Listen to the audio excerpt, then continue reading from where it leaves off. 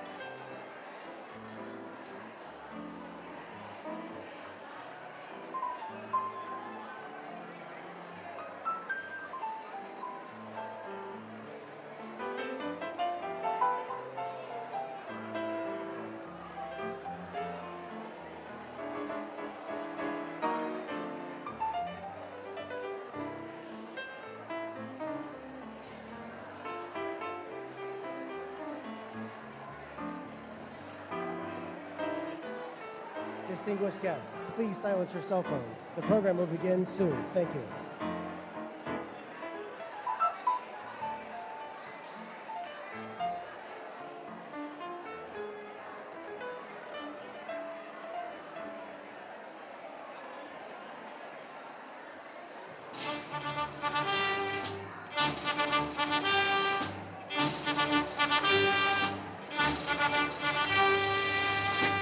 Distinguished guests, the President of the United States, accompanied by actress, advocate, and entrepreneur, Jessica Alba.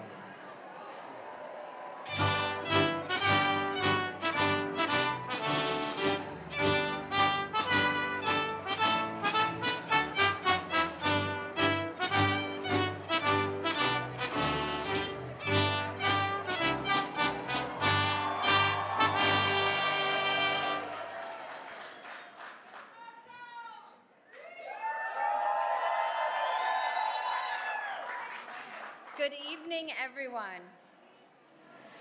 I am deeply honored to celebrate Hispanic Heritage Month here at the White House.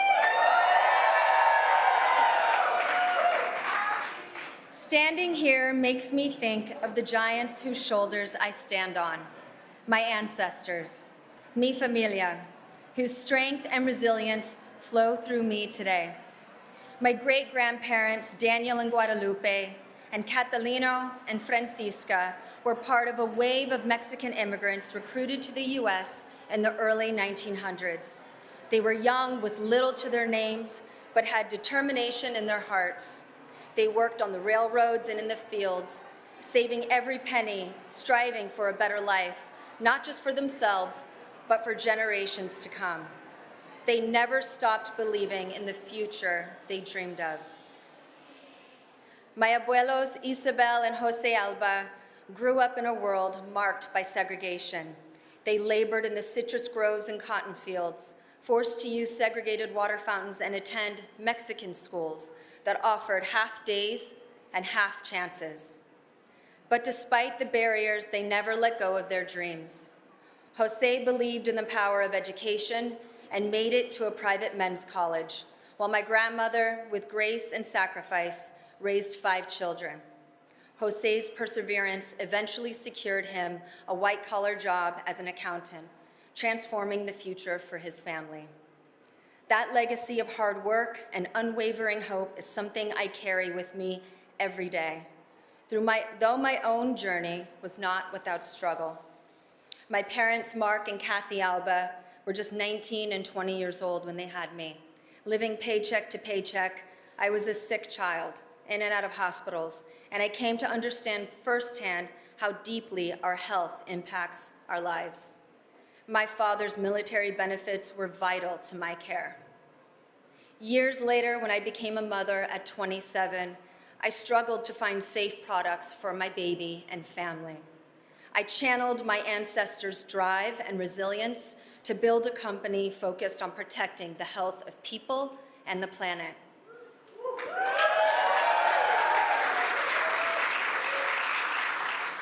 The Biden administration's commitment to the health of our communities, clean air, safe water, access to health care, is personal to me.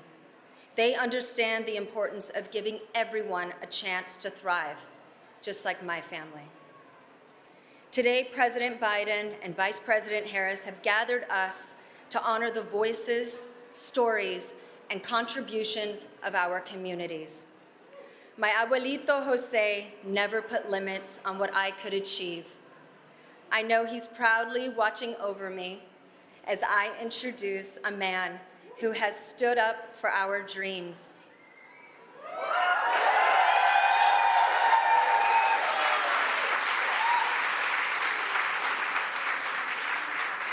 A humble public servant who served with honor and dignity.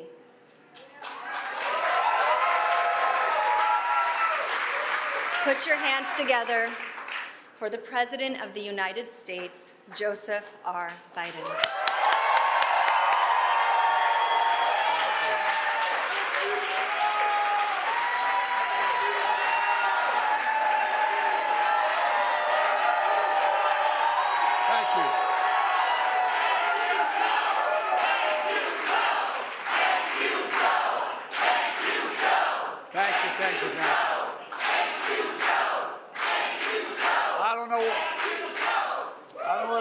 Joe is you're talking about. But thank you.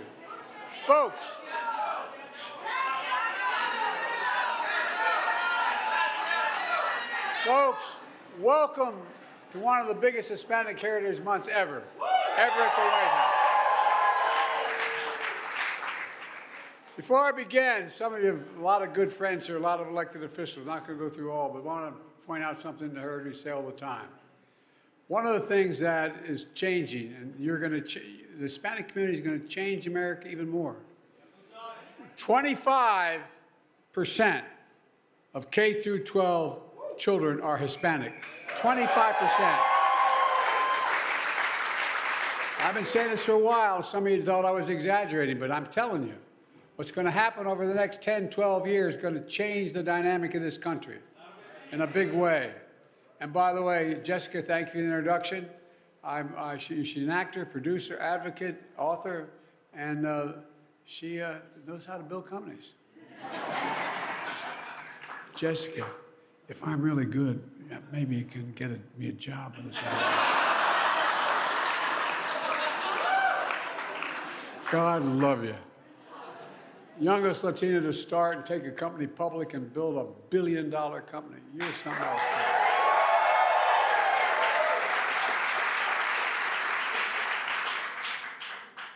Well, folks, you've done it literally by trying to make life better and safer for other people, safer and healthier for women and children and families. Not only made a successful company and a billion-dollar company, but you did it for good reason. You did it not just for the profit, you did it for the people you care about. And it matters. It matters. And you've done it by embracing your heritage, a proud Hispanic heritage that I see in all of you here today. I want to recognize our congressional partners who are here, including Pete, Chair of the House Democratic Caucus, Nanette, where's Nanette? Nanette's crazy about me now.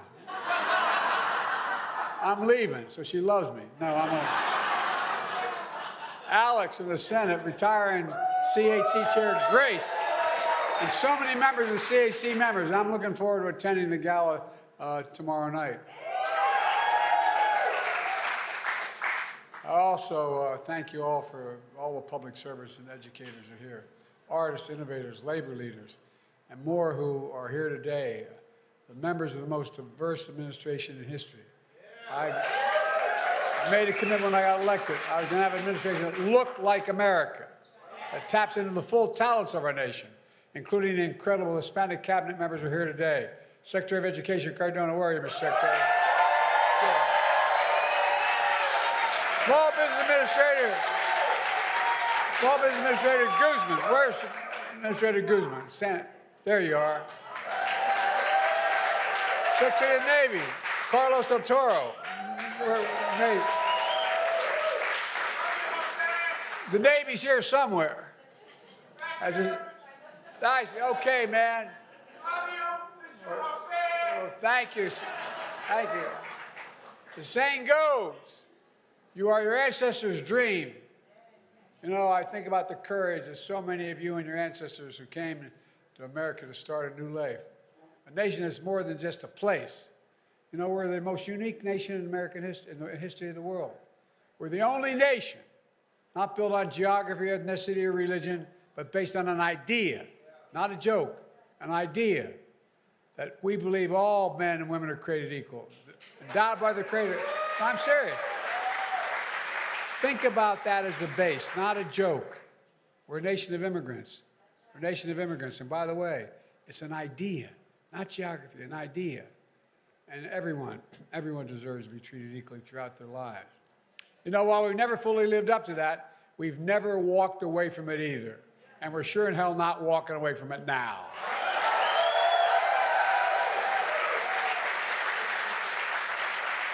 Since our founding, the very idea of America has been nurtured, enriched, and advanced by the contributions and sacrifices and hard work and dreams of immigrants and descendants from all over the world.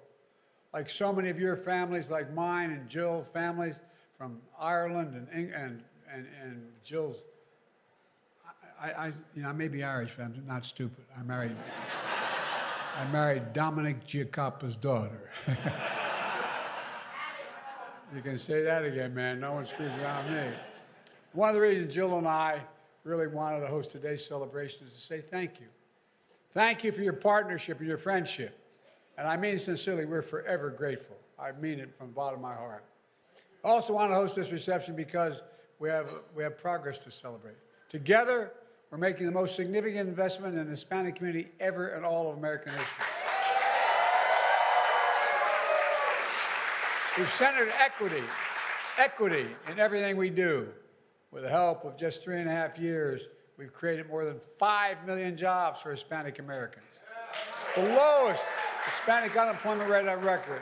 We're also turned Puerto Rico's economy, investing in more than $140 billion and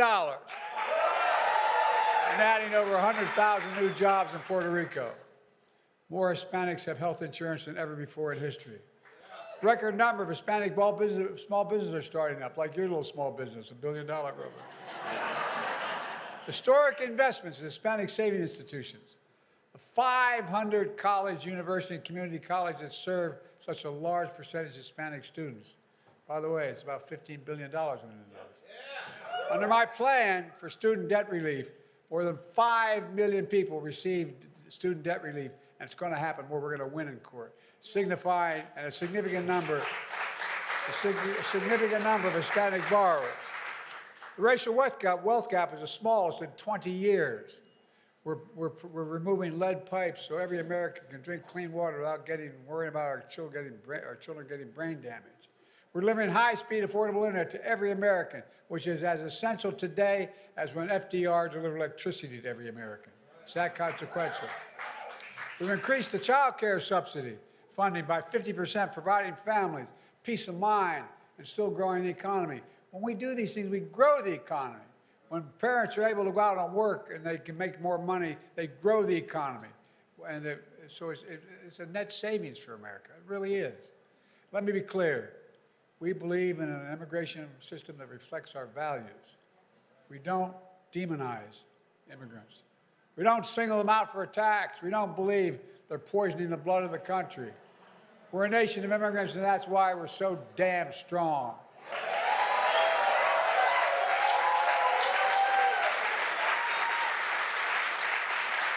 On my mother's side of the family are a bunch of Irish immigrants that came over on coffin ships in 1848 and 1850. And guess what? We don't know, but if you go back and look, Irish Catholics were discriminated against as much as any other group of people ever came to this country. But guess what? We're proud as hell of what we've done, and all of you, protecting our fundamental freedoms. The freedom to vote, the freedom to choose, the freedom to deny, not to deny any of those freedoms. And folks, in this administration, we don't erase history. Together we make history. We're making history. And today we honor you. And the long line of patriots throughout our history have made the promise of America real for all Americans. And let's finally honor this history by building the National Museum for Latino Americans. I'm trying. I'm trying. As well as the American Women's History Museum as well in the National Mall. And by the way, all of you have pushed us forward to be a country that we say we are, for freedom, justice, equality for all. And by the way, today we honor this simple truth. Hispanic history is American history. And by the way, a lot of y'all have been here a hell of a lot longer than any of the rest of us. In America. In America. Yo, not a joke. Hispanic excellence is American excellence. Look, you're all standing and you're all going to start to rebel in a second, so I'm going to close this out. I was elected to the United States Senate as a 29-year-old kid. I wasn't old enough to be sworn in. I had to wait 17 days to be eligible. And by the way, I was motivated, not a joke. Many of you have been in my office. I have several busts, one of Cesar Chavez, who came to Delaware to organize the farm workers in Delaware. Our largest industry, everybody thought was the pond company.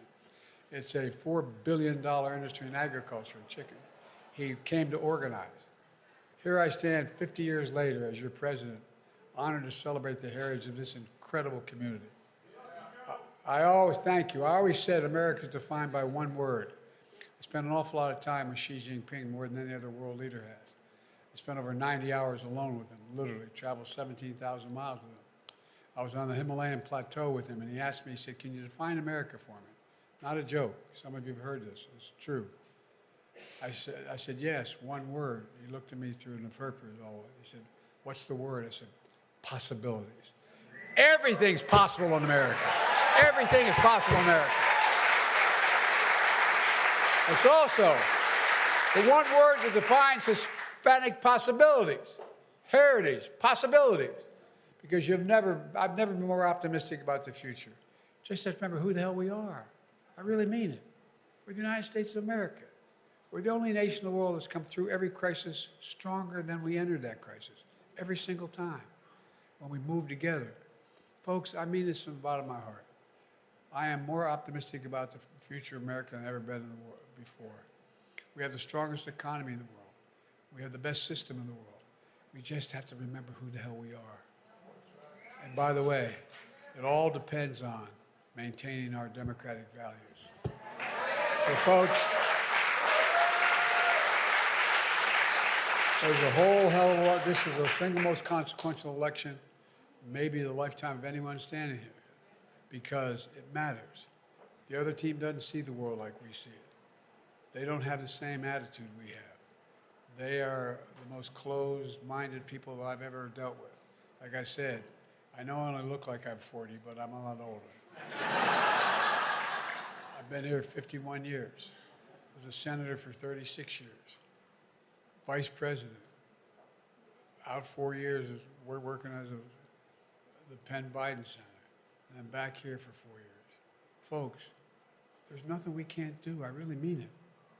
And that's why I'm so happy about Kamala being upbeat about what's happening.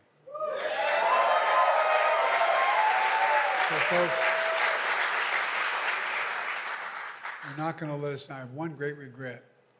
There was a significant senator from the state of Texas, Democrat, who looked at me one day and he said, Joe, I think you're going to run for president one day. I said, what the hell? I didn't know what he was talking about. He said, but if you ever want to lead America, you ever want to win in Texas, you got to learn to speak Spanish. True story. I took 5 years of French in high school and college. I do. I am. And by the way, so what happened was I tried to speak French early on in my career in France, and they just laughed at me. I tried to speak. We had the largest influx of Hispanics in 1980 census as any state in the union as a percentage.